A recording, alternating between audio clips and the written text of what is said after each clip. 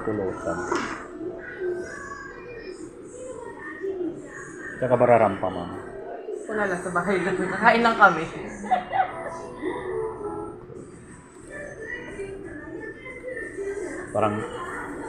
Parang magja-judge si madam ng isang patimpalak.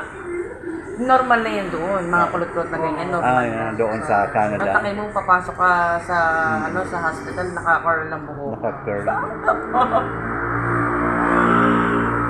Wala kasi akong panahon magano. Para makita ng mga sambayan ng madlang people. Oo nga, ating nilaga. Balabal.